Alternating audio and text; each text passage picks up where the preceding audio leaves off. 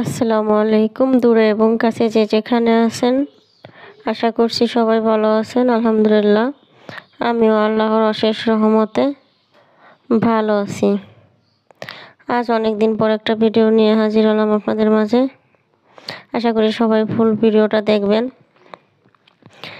ভালো লাগলে একটা লাইক কমেন্ট করে বলবেন যে কোন অংশটুকু ভালো লাগলো, আর খারাপ লাগলে সেটাও বলবেন।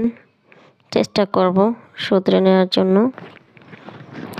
আর 4-5 দিন হয়ে গেছে আমাদের এখানে খুব বৃষ্টি হইতেছে, তো ঘরে বসে কিছু একটা খাইতে ইচ্ছা করে, বিশেষ করে ঝাল ঝাল জিনিস। বাইরে থেকে 10 টাকা 20 টাকা ঝাল মুড়ে আনলেই দেখা যায় একবার একটু খাইলেই শেষ। আবার মন চাইলে আবার বৃষ্টিতে ভিজে যাইতে হয়, আসতে হয়, অনেক প্যারা লাগে। এর জন্য আমি নিজেই হাতে মশলা তৈরি করতেছি আজকে।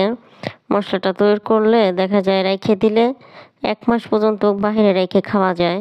আমি আগেও একবার তৈরি করছিলাম, আবার আজকেও তৈরি করতেছি। মশলাটা একটু বোনা বোনা হইলে এর ভিতরে আরও তেল দিয়ে দিব, তাহলে দেখা যায় যে অনেক দিন হয়ে যাবে। আমি এরকম করে মাঝে মধ্যেই ঘরে রাখি, না থাকলে বাইরে থেকে কিনে খাই।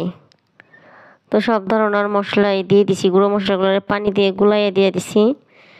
আর বাটা মশলাগুলো তেলটা হালকা একটু গরম হইলেই দিয়ে নেড়ে চেড়ে ভুনা করে রাখবো। আমি মশলাটা ভুনা করতেছি।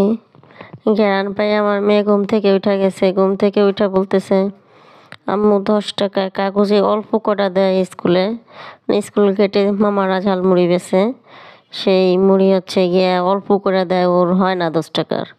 তাই ও বলতেছে যে আজকে মন ভরে খাইতে পারবো, তুমি ঝালমুড়িটা মশলাটা কইরাই আমার ঝালমুড়ি বানাই দেবো। আমি বললাম না, মশলাটা ঠান্ডা হইলে হচ্ছে গিয়ে আরও ভালো স্মেল দিবি, আর গরম মশলা দিয়ে মুড়ি মাখাইলে মুড়িটা পুতাই যায়। তা ও কইতেছে যে ঠান্ডা করার জন্য আর কত সময় লাগবে। আমি কই এখন আমার বানানোই নাই। তো 2 মা মেয়ে খুব খুনসুটি করতেছি মশলা তৈরি করতে যেয়ে। তো কোন সময় হবে আর কোন সময় খাবে ও আছে সেই অপেক্ষায়। আর আমি আছি এইটা শেষ করে, এই মশলাটা ঠান্ডা করে নামাই রেখে আমি আবার রান্না করব। আমি আছি সেই টেনশনে, আর ও আছে খাওয়ার টেনশনে। যাক, এই বয়সে যেটা হয়, আমাদেরও এরকম হইতো। মারা থাকতো এক টেনশনে, আর আমরা থাকতাম আর এক টেনশনে। আমরা কখন ভালো খাইতে পারবো, পড়তে পারবো, ঘরে বসা বসা। দেখা গেছে করলা রান্না করলে খাইতাম না, এটা ওইটা। এখন তো সবই বুঝি, এখন বাচ্চাকে দিলেও খায় না। তো মনে মনে ভাবি তখন যে আমরা যা করছি তার শাস্তি এখন আমাকে দেয় বাচ্চারা। কথাই তো আছে, জ্বালাইলে চলতে হবে। তো আমরা যেরকম বাপ মারে জ্বালাইছি, ঠিক সেরকম আমারও চলতে হয় বাচ্চাকে নিয়ে। অনেক কিছুতে কষ্ট দিছি বাপ মারে, তখন হয়তো বুঝি নেই, এখন বুঝতেছি। খাইতে গেলে যেটা আমার সেটাই দিতে হবে, যে প্লেট আমার ওই প্লেটেই দিতে হবে, ওই গ্লাসেই দিতে হবে। তো আমার জন্য আলাদা জাল ছাড়া তরকারি রান্না করতে হবে, আরও কত কি করছি।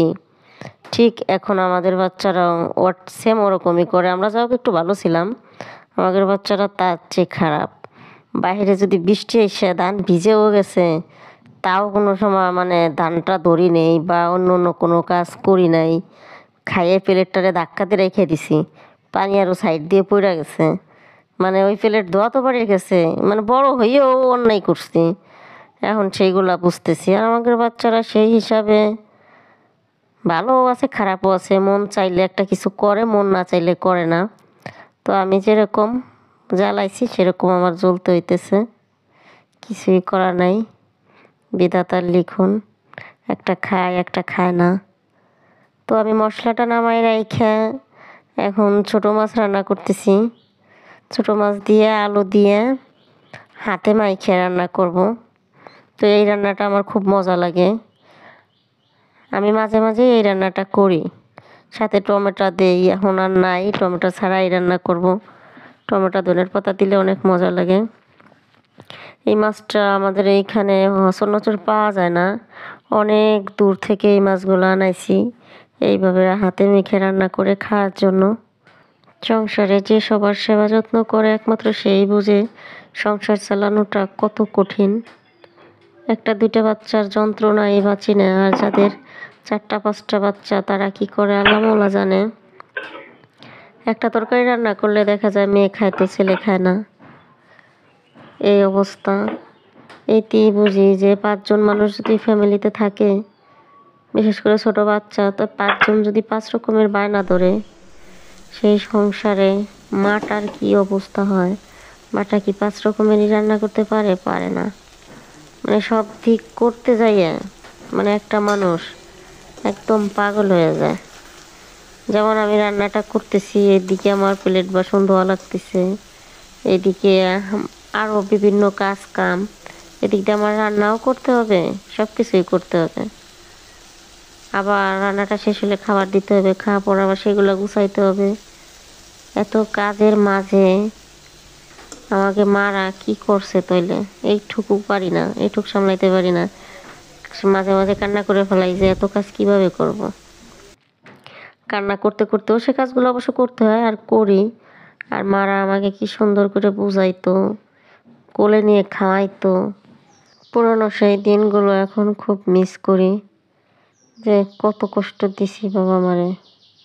এখন বুঝেও কিছু করার নাই, বুঝে এতটুকু করতে পারি, বাবা মা সামনে আসলে ছেলেমেয়েরা যেরকম আদর আপ্যায়ন করি, ওরা 1000টা কথা বললেও সেই কথাগুলা চুপ করে থাকি, যখন যেটা বলে সেটা করার চেষ্টা করি। বাপ মা হয়তো বা কিছু বলে না, চেষ্টা করি বাপ মারা ছেলেমেয়ের মতো করে আদর করার জন্য। খুব ইচ্ছা করে যে আগের জায়গায় যদি ফিরে যাইতে পারতাম, আবার যদি আমি ছোট হয়ে যাইতে পারতাম, তাহলে কোনো কাজ করা লাগতো না, কোনো দায়িত্ব থাকতো না, নিজের মতো করে নিজে চলতে পারতাম, যা ইচ্ছে তাই করতে পারতাম।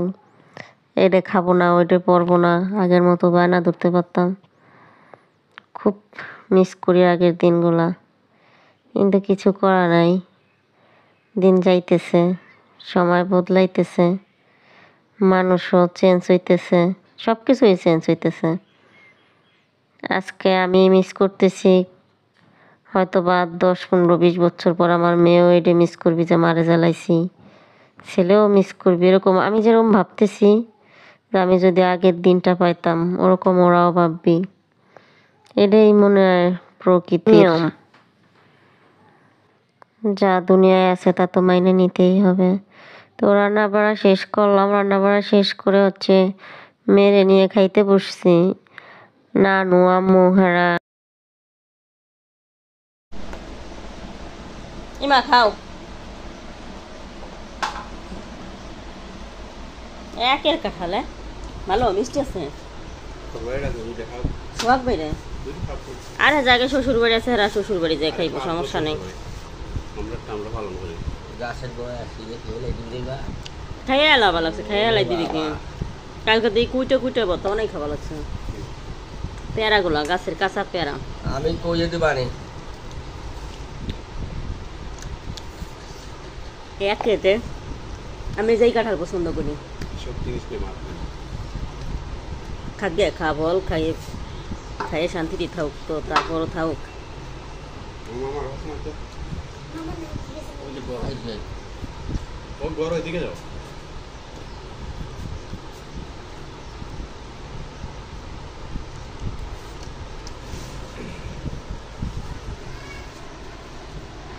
এত ছোট কাঁঠাল, এত বড় বড় রোয়া দেখছো?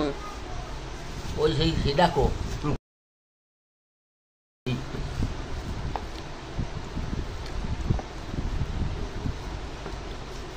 না, কালকে কাঁঠাল খেয়ে অসুস্থ হয়েছে, আর খাবো না। আমার ভালো লাগে কাঁঠাল, খাইয়ে সেটা দেবা। বেটা কাঁঠালের ভিতরের খবর জানে, এই জন্যই কইছা। ওই বটটা এক বিটি 4 জন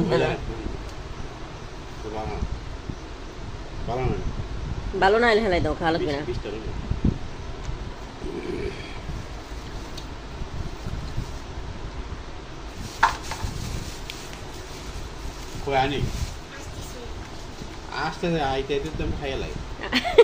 আইতে আইতে উদ্ধার করে দিব।